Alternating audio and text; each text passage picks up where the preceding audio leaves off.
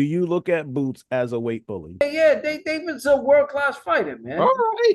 So, what do you think about Canelo and Eubank? A payday. No one wants to get in the ring and fight someone and get fucked.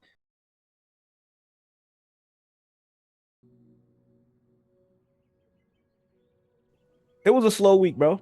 It was a slow week. We had a lot of guys pull out of fights, man. Jenapik was supposed to be the main fight for ESPN, and he pulled out due to dehydration. Mm. All right. I don't even know what to feel about that, but that was the reason for pulling out. I'm not saying that that's not a real reason. I ran track, so I definitely understand it could take maybe a couple of days. I thought they could have just postponed it, maybe, but it is what it is. It's probably the fact of the make it weight thing. It's been more, I don't know, it's been more relevant now than any other time I can remember, but maybe that's what it was. Maybe he couldn't make the weight and ended up killing himself to make the weight and just knew he wasn't going to feel good that following day.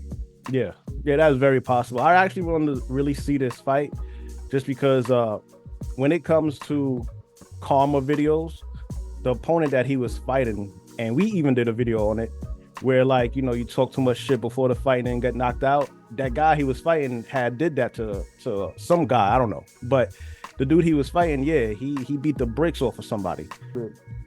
Crowley pulled out of the fight against Boots. So now we got Boots versus Anesthesian or whatever his name is. Anesthesian or something, yeah. Yeah.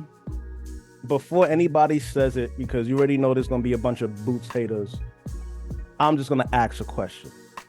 Do you look at Boots as a weight bully? Because he looked visibly bigger than this dude in that fight. Like, he looked like a big boy, man, like compared to this guy. So I hate that term because there are certain states that they don't allow you to rehydrate. I think it's more than 15 pounds or whatever it is. Right. For the majority of the sport, all you have to do is make the weight. Right. And that's not only for boxing, that's also for UFC, MMA, but specifically UFC. So to me, that whole weight bully shit doesn't matter. I don't want to hear that bullshit. You know what I mean? We both knew the rules of the fight. We both knew the weight of the fight. Yeah. And sometimes it works in the reverse, like where I think Jenna pulled out, because you can't, it's too hard on your body to keep going up and down like that. Right. So looking at that performance though, I think maybe weight has something to do with, it's crazy to say, Boots still looked incredible, but I think the weight probably has something to do with it. I mean, yeah, he looked like he was just too strong for this dude. He didn't really do a lot of defense, and he has a lot of highlights with some of his like defensive abilities. He looked like he was just straight offense. Yep. This guy's not strong enough to hurt me, and I'm just gonna hurt him until I stop him. Yo, he was catching him though a lot, bro. Yeah. Clean. Yeah. Clean. And I thought that they might have been moments where he could have gotten hurt, but it just worked out where he didn't. I was a little nervous because I put up a lot of money to win pennies, but everyone knew Boots was gonna go in there and knock this guy out. For sure. This guy definitely wasn't on his level. This was a get back fight. Hopefully, Boots fights another fight before the end of the year. But of course, when you watch a Boot fight, plenty of activity in the fight, plenty of body work. Yeah, that dude's body was all bruised up, man.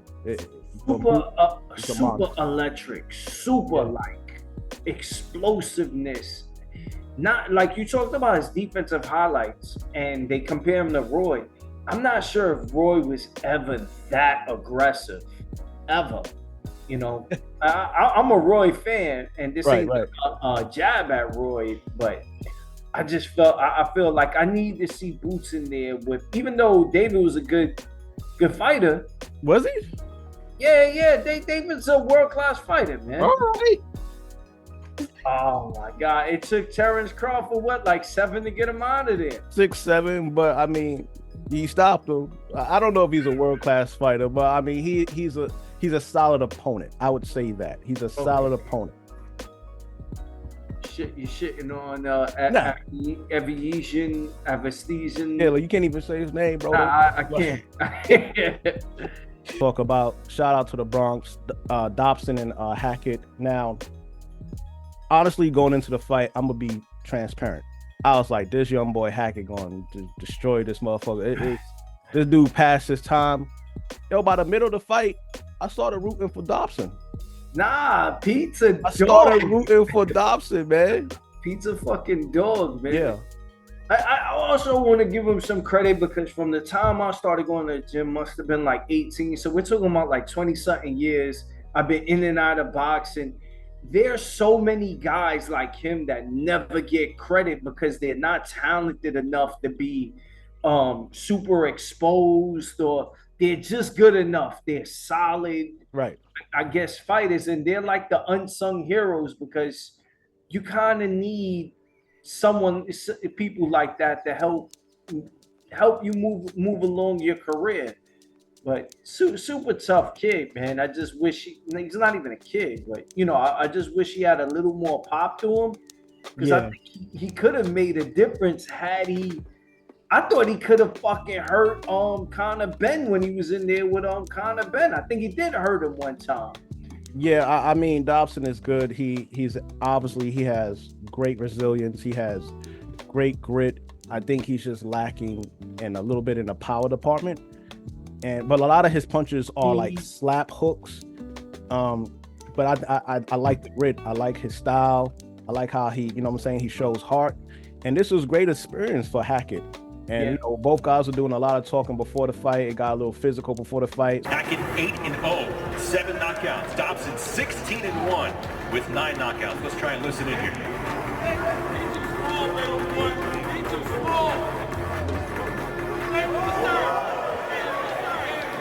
So, it definitely, panned out in the fight. So great for both fighters. I kind of was hoping for like maybe a draw for Dobson. I know it was close, but I kind of I started rooting for him, man. I liked his style. I was nervous for the Bronx kid because he got hit. I forgot what round it was. Round one. I think it was round one. He got stuck.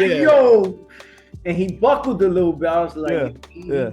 Damn. But nah, he's a tough dude, man. Tough dude. We always need those solid fighters in boxing. So, what do you think about Canelo and Eubank?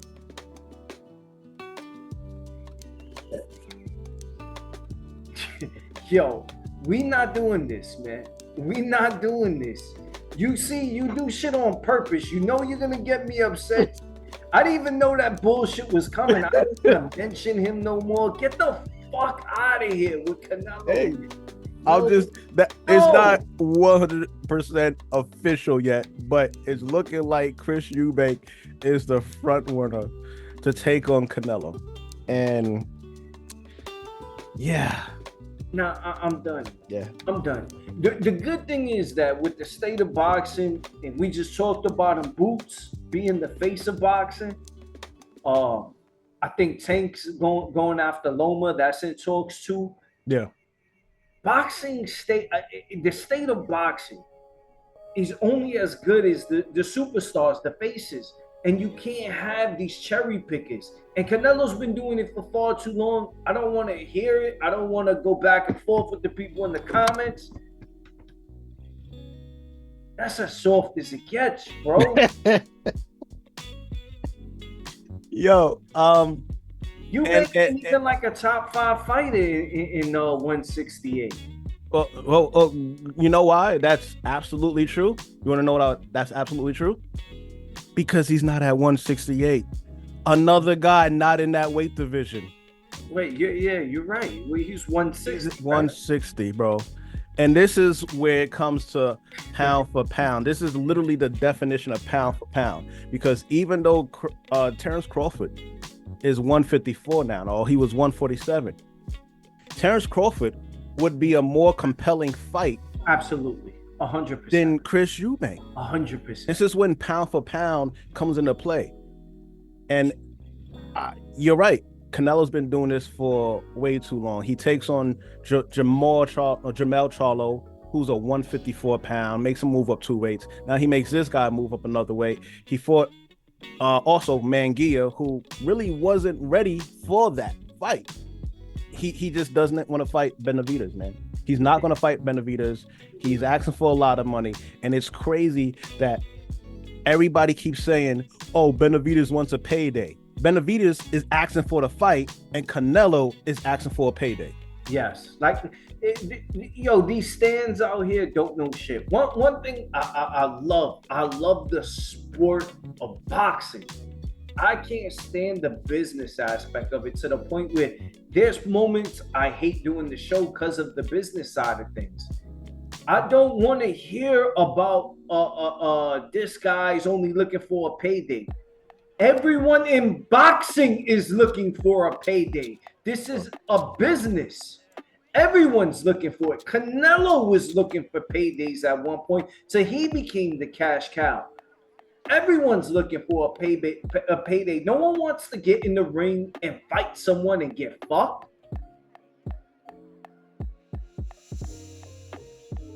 No one wants that. Of course. Yeah, but it's the truth. Yeah. It's the truth. And if you're gonna go that route, Benavidez was willing to get fucked and go, "Hey, I'll take the bullshit deal." I can't stand. Yeah. I don't even want to go off on him no more, man. So it's safe to say that you're not excited for this potential fight. I don't want to see Canelo box. No, I can't. I mean, I get it. A lot of people would agree is because, again, you're the face of boxing, but I feel like the moves that he's done in the past couple of years, like we established, people are starting to see through the bullshit.